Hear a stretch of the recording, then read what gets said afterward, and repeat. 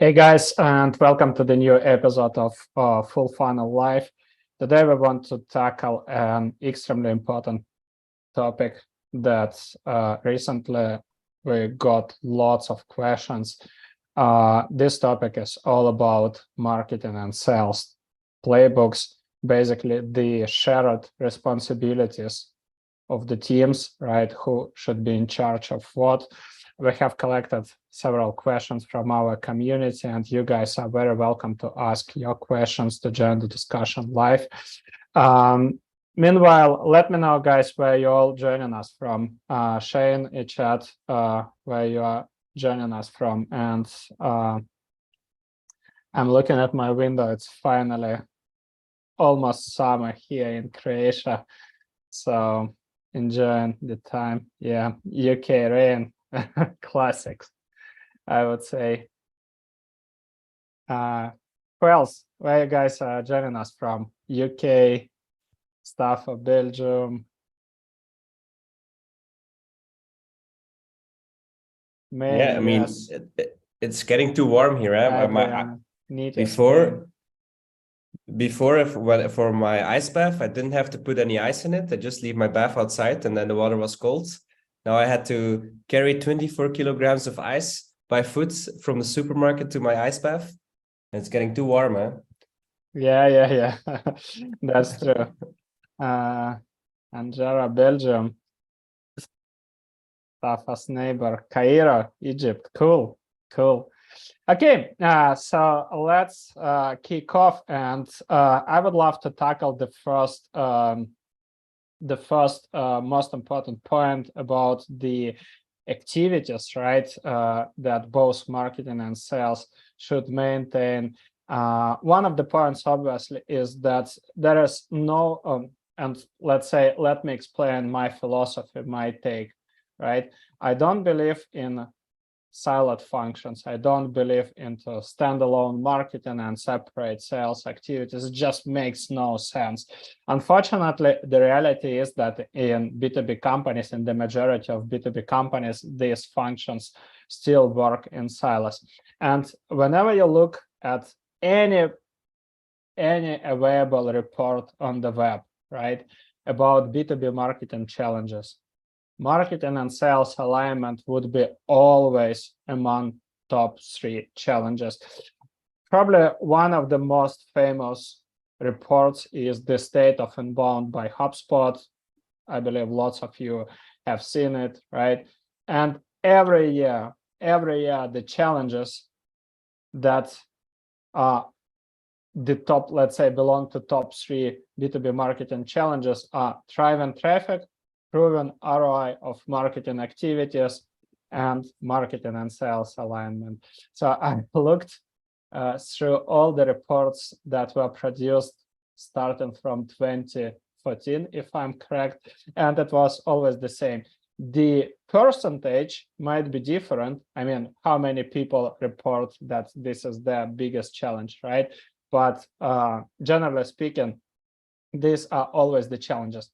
Now, the funny fact when it comes to marketing and sales alignment is that lots of companies think that marketing and sales alignment happens on papers, right? So just basically agree on the goals, agree on ICP, agree maybe on targets and metrics, and that's it.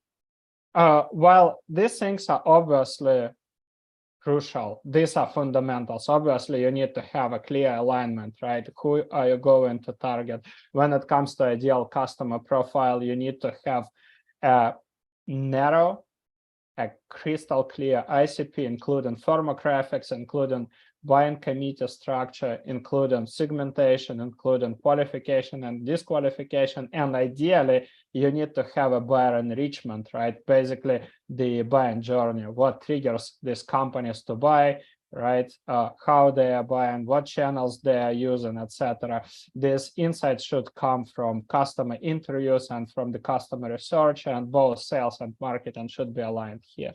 Metrics, obviously, right? The same revenue goals, the same revenue objectives, etc. Alignment on challenges, right? What is happening is also crucial, right? So what's happening in our business right now? How are we growing, and what holds us back, right? So what prevents our growth?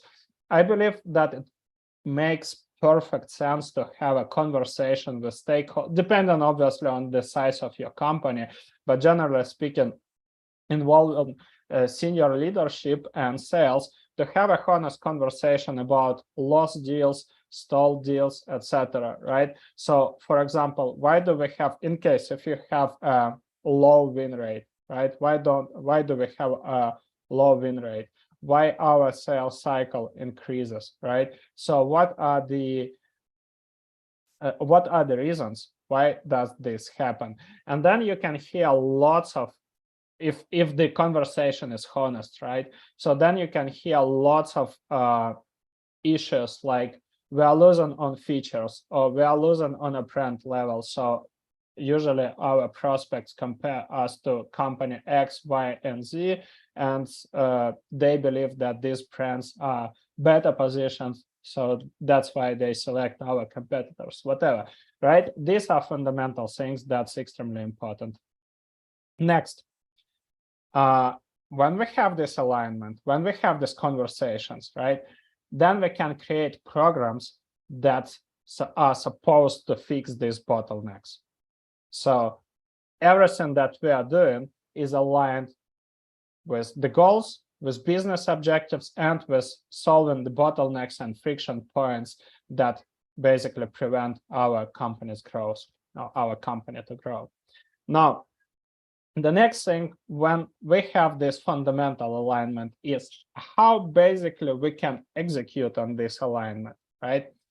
And generally speaking, there are several activities that I believe both companies should maintain. And these are the playbooks. So these are the activities, right? Then we'll share with you a couple of playbooks just to give you a holistic overview of these processes. So when it comes to, let's say, when it comes to execution alignment, right, there are as well some fundamental things. It's just the shared list of accounts and this list should be built based on the ICP that both teams mutually agree, right, on. So that's essential. So quite often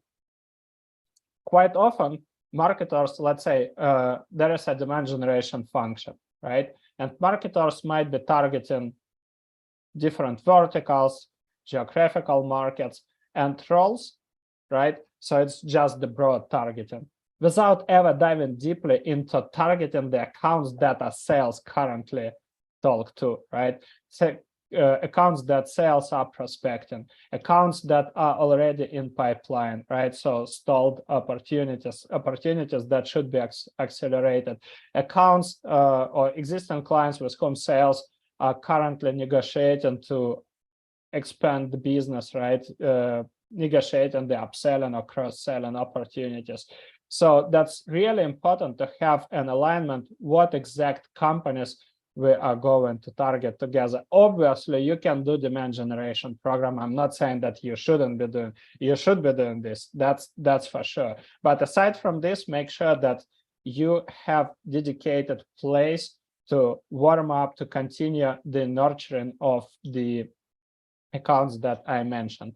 Next, account development playbook, shared account development playbook, right? What does it mean? What playbook means, right? Playbook is a set of specific actions that both teams should maintain to achieve the goal, right? If it's generating new opportunity, then what exactly we are going as one team, what exactly we are going to do to generate opportunity with this specific company. If it's expansion, right, what exactly we are going to do to expand the business with this client. If it's deal acceleration, right, what we are going to do to move this opportunity forward, right, to push this opportunity. So this set of actions might include, I'm just saying, because these playbooks may be right, I will share the next framework so it will be clear for you. Generally speaking, let's say marketer is in charge. Let's say we want, one of the playbooks that we want to do is one to few webinar or field event where we invite these key accounts, right, from the shared list of accounts. And then we want to do one-on-one debriefing. So let's say in this case, marketers would be in charge of setting up the event, right, running the ads to promote the event, potentially reaching out to on the peers level to their peers that are working for these accounts and saying, asking, or basically sharing the event and saying that might be valuable for their team to attend, while sales would be reaching out to other buying committee members. Just as an example, right? So you have these clear responsibilities and then a cadence of actions, right? Because if the process is chaotic, right? Let's do webinar. Okay, so what we are going to do? Let's run some ads, and then when the webinar starts, then you guys have a list of accounts and you'll follow up with everybody. That's the worst case scenario, right?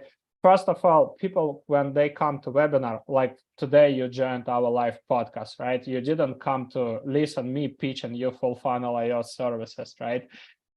So we are going to talk about specific business issues. So people come for education, people come for networking, people come to get their questions answered, right? That's really important to understand. So webinars or any kind of events, they shouldn't be wrapped into like sales pitching. That's the first thing. The second one is what is the worst thing that most companies are doing when they run webinars? They give the list of attendees to sales, and then sales spam them all with the same pitch. And hey, I saw that you attended the webinar, so would you be up to have a demo call, right? Because if companies had a buying intent, it's not that hard to visit your website and then fill in the demo request form, reach out to somebody from your team, whatever, right? Then it means there is no buying intent. But that being said, what we can do, right? We can set up additional content hubs, or maybe personalized landing pages, or maybe we would go with one-on-one debriefing, reaching out to specific companies and saying, hey, would you like to have one-on-one consultation where we could explain how to implement what we have shared during the webinar, right? We can share some practical ideas or train your team how to do this.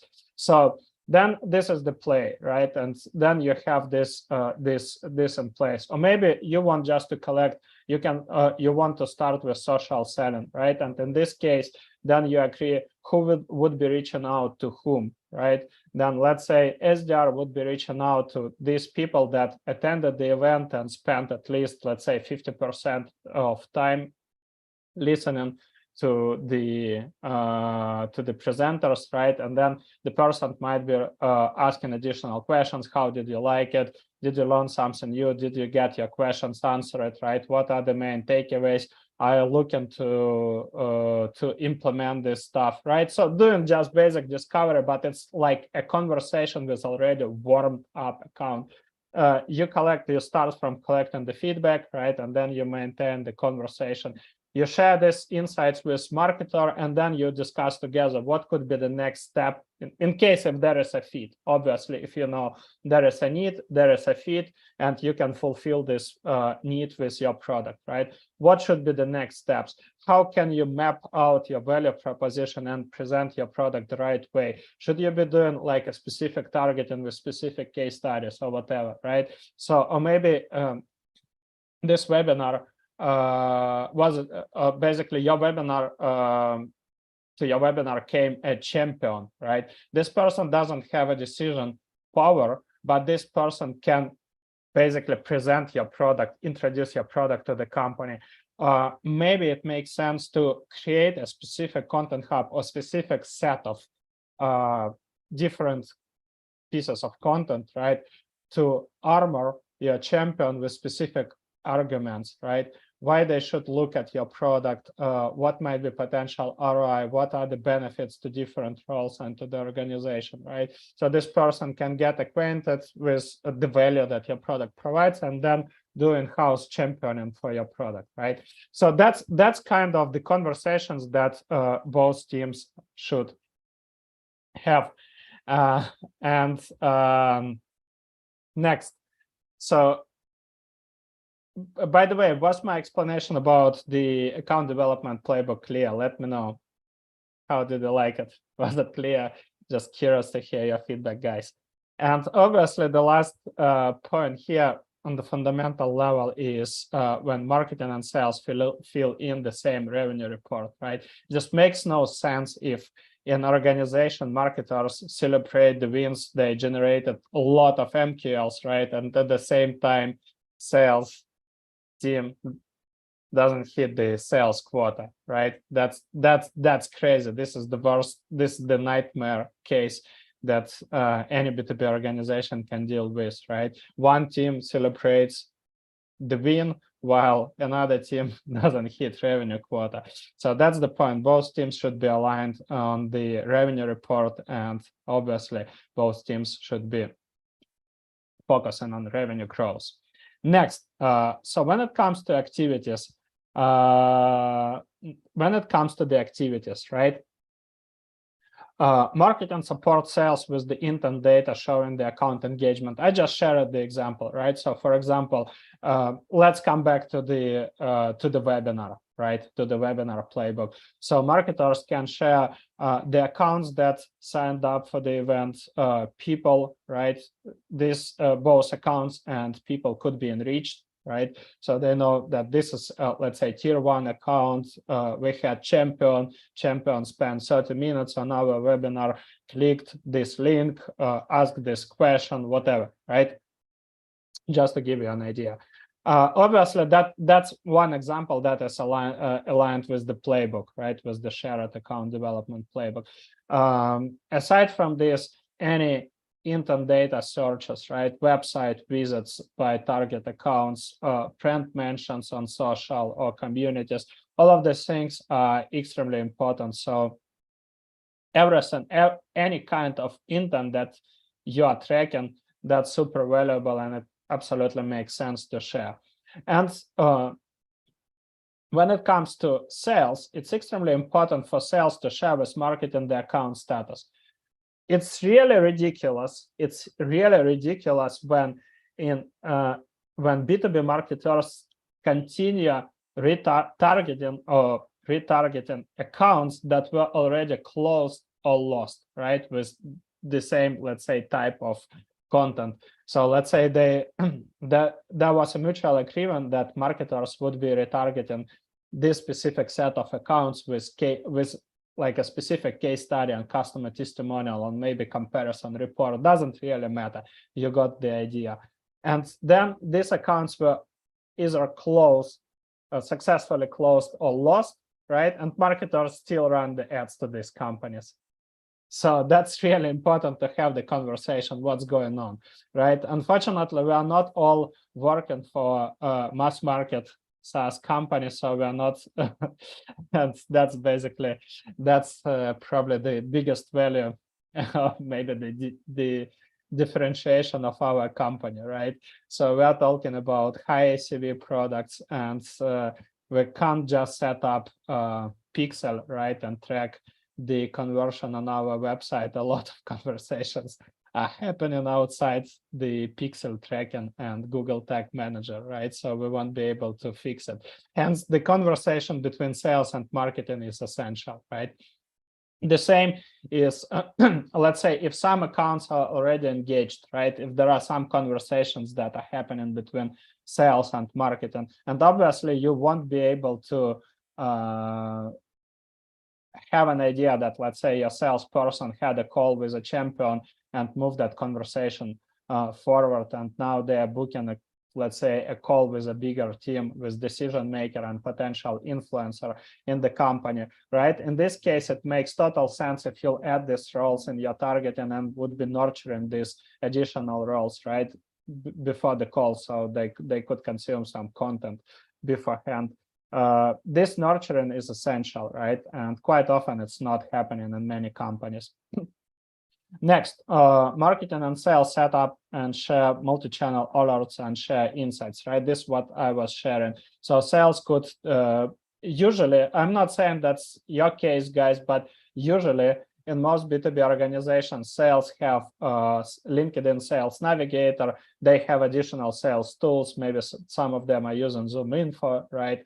Where they basically get real-time alerts about money raised, new open positions, changes on the senior management level, etc. Right? And marketers are not tracking these insights.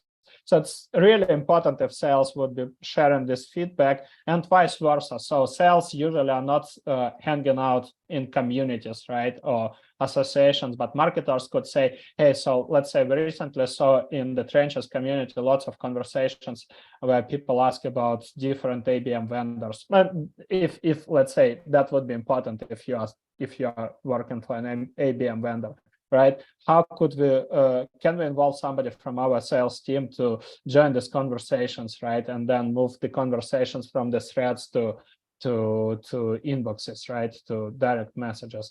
That's an example that I'm in here, right? Marketing targets accounts with the relevant content according to the collected insights. So we have covered this already. Marketing connects with peers and target accounts. And I believe this is one of the most undervalued actions. I can't emphasize enough on how important it is.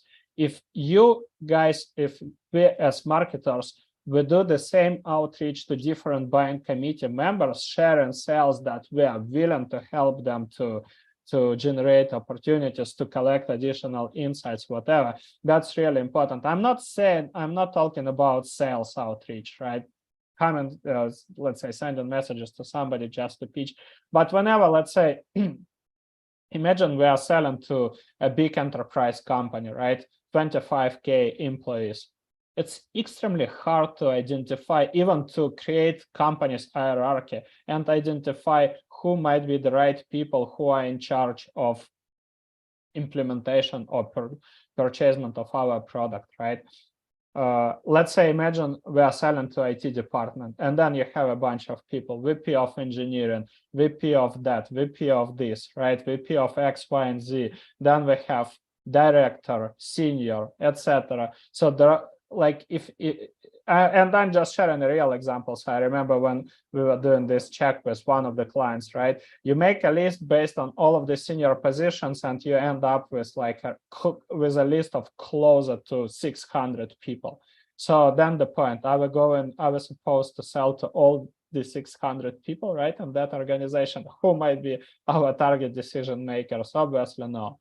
So hence, what we did is that we saw that there's quite active marketing team, and these guys published a market research. So we collected the insights and we involved one of marketers into content co-creation, right? And then we asked, by the way, we want to do the same, and we would love to feature somebody from your company who has a knowledge of this and that. So basically the challenge that our product solves, right?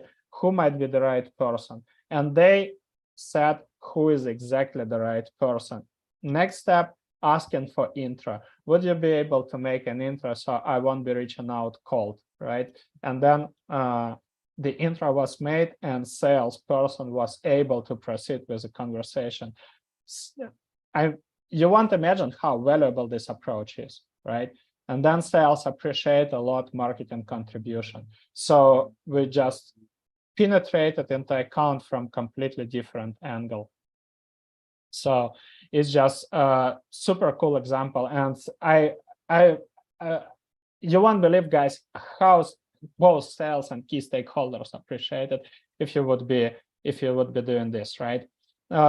Next point is what we have covered already. Marketing retargets accounts with case studies and customer stories when the account is moved to the activation stage. Obviously, you need to have real-time tracking in your CRM, right? And you need to have regular pipeline review with sales to proceed with this. Marketing leverages different intent data sources, qualifies newly identified accounts, and add them to the ABM place. Obviously, this requires ABM motion in your company, but generally speaking, make sure that when, let's say, you have established processes, make sure that you add new sources of intent data, right? And then you have somebody who always tracks these sources, right? Qualifies the accounts enriches these accounts and provides it to the ABM team or to your sales. So that's the first part I wanted to share. Any questions so far, guys? Was it helpful? Was it insightful? Share with me, please, in the comments. Yeah, and Priyanka, thanks a lot. I know you said we have a long way to go at the company I work at. It's just, I mean, I completely aware of the reality, right, of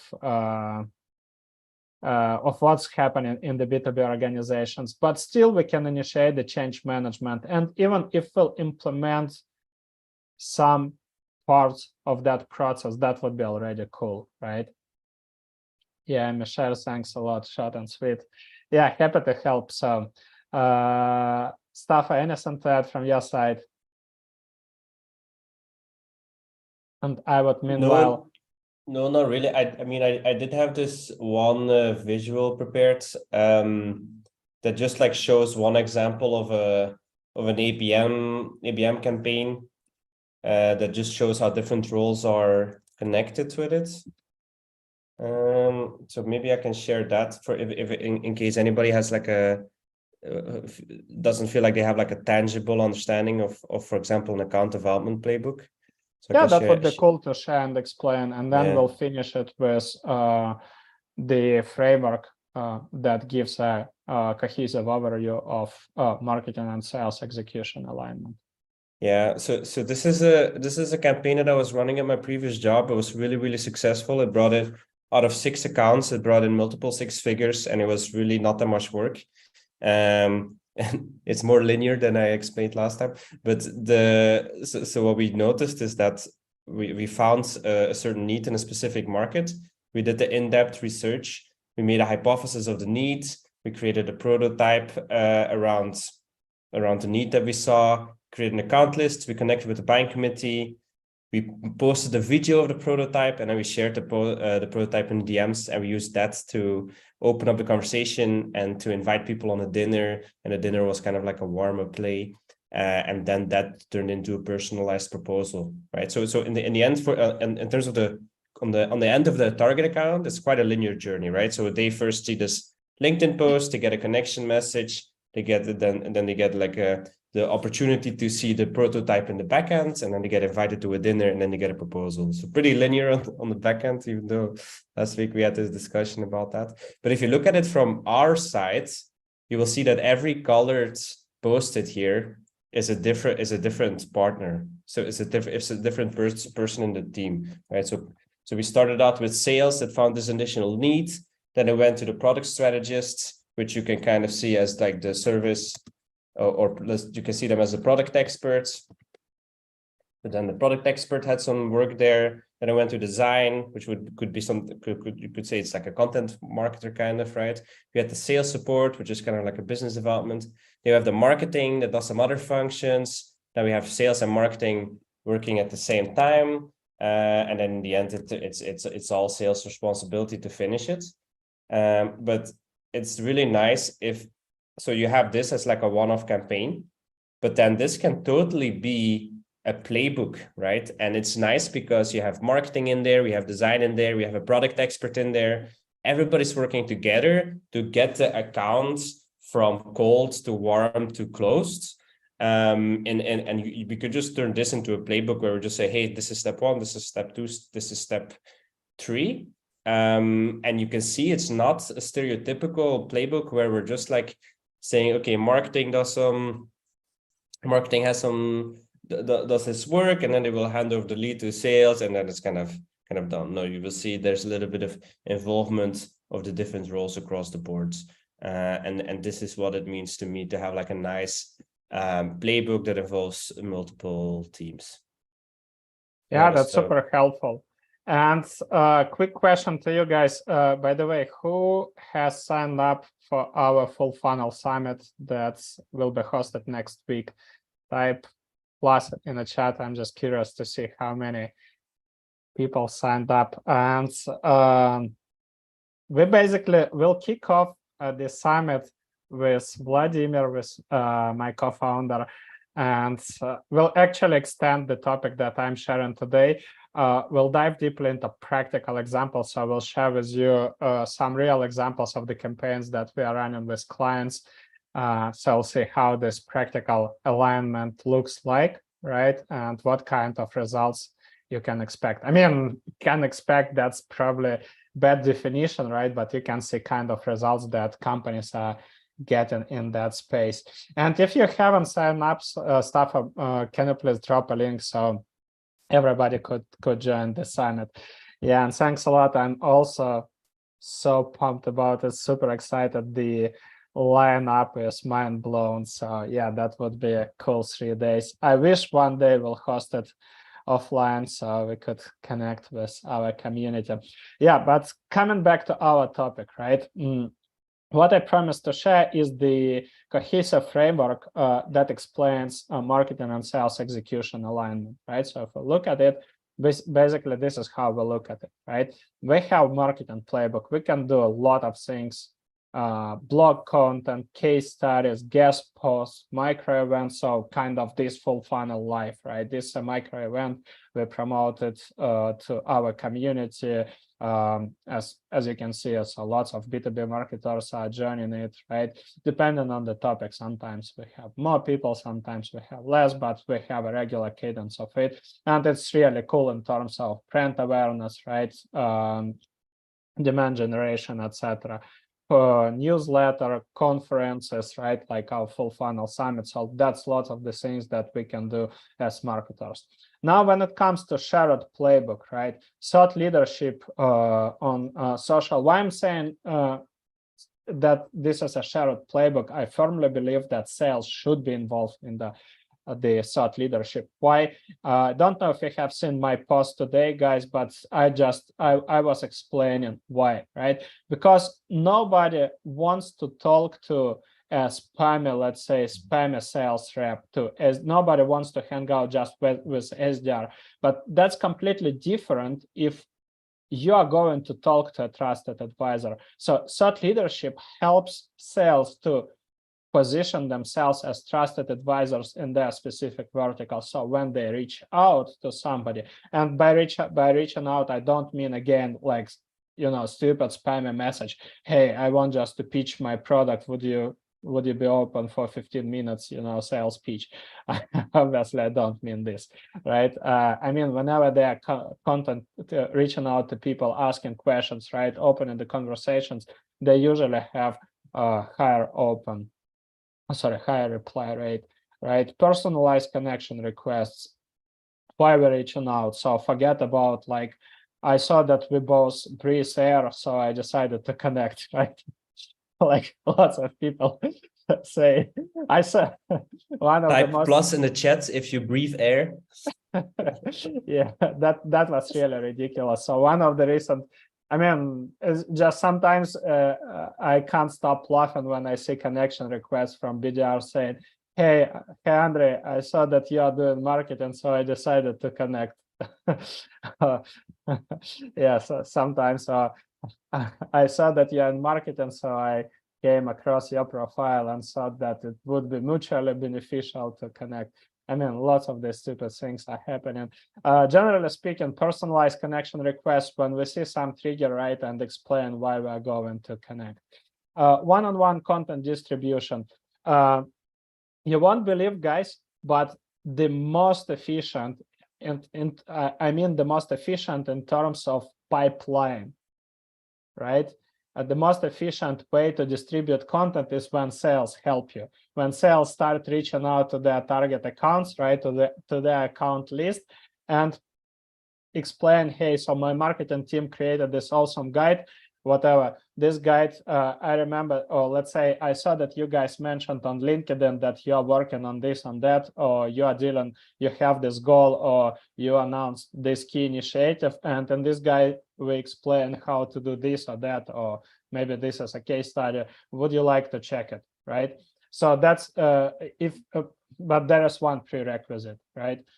The content that you produce should be top-notch. No sales rep would be distributing the content that would position themselves as amateurs, right? So they will never distribute the content, something like, like, why do you need mobile app in 2023?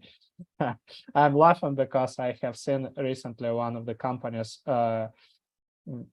basically reached out, and there was like a conversation about their content strategy, and then I just opened their blog, and that was the first article, and I said, like, who's your target audience? VP of engineering and CTOs of like B2B tech companies. So then it's just like, I'm really serious that they would be reading this article. So that's just a side comment that if you want to create this collaboration with sales, you need to have top-notch content. Community, I already shared this, right? You saw a spike of conversations about specific topic that is related to your product, then you need to involve sales. And again, not to pitch on everybody, but join the conversations and use this as an opportunity to add value to the threads and then move conversations to inbox. Right. Next, we have all this engagement and intent triggers. People who are engaging with your content, visiting profiles, visiting your website, attending all your events, right? Checking key pages on the website like pricing, customer stories, case studies, etc. Right? Maybe requesting demo, all of these things. Newsletter engagement. I know lots of people, and for me, it's really ridiculous when somebody says, "Hey, newsletters are that," etc. So in our case, yesterday I shared a tweet. We currently reached 15K subscribers. We never ever actively promoted our newsletter, so it's just organic, and our open rate is 46%. So, which is way above the average, right? It's not that the channel is that a specific touch point is that, it's just like the way how you leverage it, right? That's the first thing. And the second one is lots of buyers, especially if you guys are serving conservative markets, healthcare, real estate, etc. These people are not hanging out on LinkedIn actively, right? If you are selling to engineers that are working for manufacturing companies, right? You won't be able to sell them via LinkedIn, right? But guess what these people check every single day? That's a good answer to the question, right?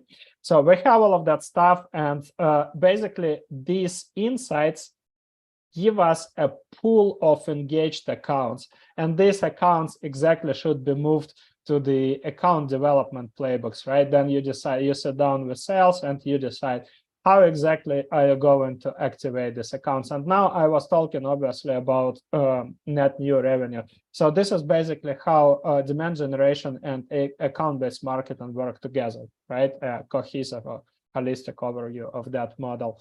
So that's the point. And then you need to have marketing and sales playbooks, right? You decide, okay, so what is a set of actions that we are going to execute to this group of accounts? Maybe some of the accounts should be proceed with more advanced demand generation / demand capturing, right? Maybe you have a lot of tier 1 accounts and it makes more sense to go with one-on-one highly personalized campaigns. You decide. But this is basically the playbook that you can both leverage, do on a regular basis to grow pipeline, hit revenue quota, and also increase marketing source revenue. So any questions from you guys, feel free to type in the chat. And meanwhile, I would share some questions that are coming from our community. So let me open these questions. Question from Alina: what do you think about cold sales outreach? Any recommendations? Basically, I just covered it, right? You don't need to reach out cold. So that's like, if you do like spammy outbound, it's that. What is really that is spammy mass outbound, right? But when you do highly personalized campaigns, highly personalized touches, right? When you don't start with pitching, but you start with relationship building, with opening the conversations, with diving deeply into accounts, needs, goals, and challenges, that's completely different story. So my answer to this is always flip the funnel, right? Start with providing value to person before asking for anything. So the next one is how to prioritize sales requests for enablement materials. And that's really a good question coming from Chris. I believe what is really important is to understand for what specific needs we are going to create this material, right? Is it kind of repetitive question or objection? Or is it just like one-time request, right? Because somebody has heard this question. And how important it is. Is it crucial? So if we'll just prioritize this request, right, and create this piece of content right now, so would it help to move opportunity forward right now or no, right? So that would be a good prioritization framework. But aside from this, let's come back to what I shared in the beginning. It's extremely important to have open conversation with sales about the challenges and hurdles they're facing, right? Concerns they're getting. And also for marketers, I recommend time to time to join the sales calls. So you'll hear a lot of this stuff. You'll hear a lot of questions that potential buyers are asking.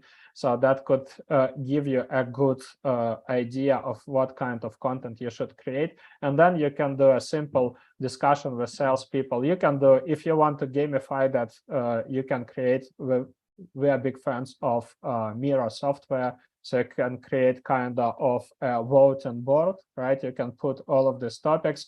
You can give 2-3 scores for every person who attends the meeting and ask to score the highest priority topics, right? And then based on it, you create a calendar and you get alignments that you work on this cadence, right? And this calendar. And if there's something that, if let's say if they would send some requests that they want you to prioritize, then just say, okay, so what should I deprioritize right now? And if I would focus on it right now and deliver, let's say, next week, will it help us to move this opportunity forward? If yes, then do it. If no, then just stick to a calendar and put it to queue, right? So that would be important.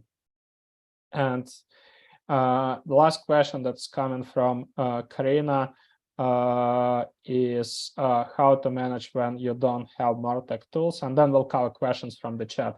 So how to manage when you don't have MarTech tools. Basically, I shared a lot of examples, right? You don't even need to have all of them. So you can start with simple playbooks, right?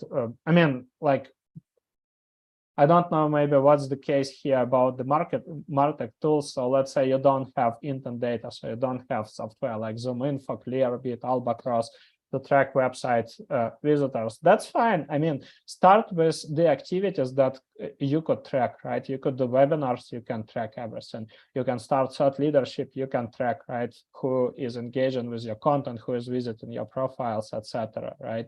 So these things. Start with something that is easy to measure, is easy to track, right?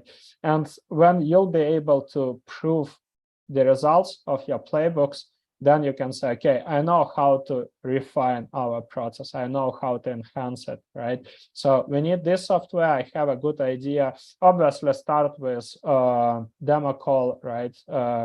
Ask for a free trial, build a simple process and say, hey, so I just tried this software. I created this process. I chatted with sales, they love it, so let's move forward if you're up to it, right? And then you purchase it.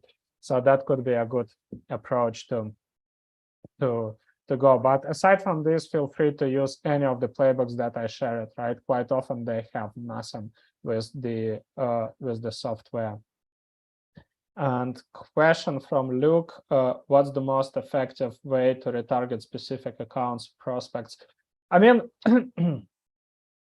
it could be a simple LinkedIn retargeting, right? If you have a list of accounts, you can upload this list of accounts to LinkedIn ads, right?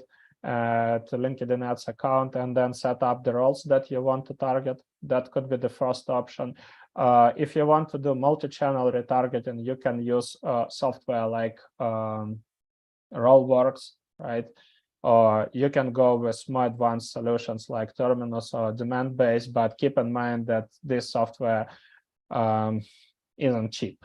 Let's put it like this, right? So you need to provide a solid ROI. Generally speaking, you need to have a good understanding of where these accounts are hanging out, right? on what platforms. So if they are on LinkedIn, that's already cool, because LinkedIn gives you an opportunity to do more precise targeting. If they are not on LinkedIn, let's say if they're on Twitter or Facebook or Reddit, whatever, then you can play with general retargeting, but you need to have a good conversation with sales and just tell them, okay, guys, so we know that there are these companies that, let's say, we want, well, in some cases, you will be able, there are some solutions I know that's help to connect, let's say, Salesforce and HubSpot CRM with Facebook ads. And you might be able to do this retargeting. But again, it leads us, we need to dive into specific, right, into specific context. So first of all, if I would, if to provide you a general advice, right, have a good conversation with sales and do the customer interviews, understand what is their priority channel they use for, let's say, entertainment, for communication with their peers, for education, for networking, etc. Right? That would be the first step. If it's LinkedIn, it's easier for you. If these are other platforms, then have a conversation. Okay, these are the platforms, and these are the, let's say, constraints of these platforms. What do you think I should present to these customers? Or another good question that you can ask sales team is, what would you like these accounts to know about our product, about our company, right? And maybe they would say, yeah, so that would be cool if they would understand how we are different from company X, right? Or it would be cool if they would see some of our case studies and understand the value our product provides, right? So then you can use this, let's say, these specific pieces of content to retarget these accounts. So that would be my general advice, right? But then we can dive into specific technical details, what to do on Reddit or Twitter or Facebook or LinkedIn, etc. So that's it for today. Hope it was valuable. Share with me some feedback, guys. Feel free to type your favorite emoji or pluses or whatever you prefer, hearts, thumbs up, or even shit if you didn't like it. So all feedback is fine. We're absolutely open to it. Yeah.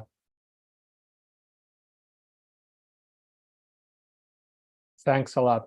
And I would appreciate a lot, guys, if you can leave a positive review on iTunes or Spotify, whatever you prefer. Our podcast got some traction, some really good traction. And yeah, any testimonial, any review is super helpful. So I will send you the recording and we'll send you the link. So any platform you are using would be super helpful if you can help us. Yeah. Thanks, Michelle. Thanks, Luke. And Brianna, thanks a lot. Yeah. I appreciate that you have joined us, and we always try our best to make this podcast useful. It's something that we used to say that this is, we want to create we want to record the episodes that we are willing to re-listen later, right? And add it to our in-house knowledge database. So trying our best to keep it useful. Thanks a lot for your time. Have a great rest of the week and see you next week at the Full Funnel Summit. Cheers. Take care.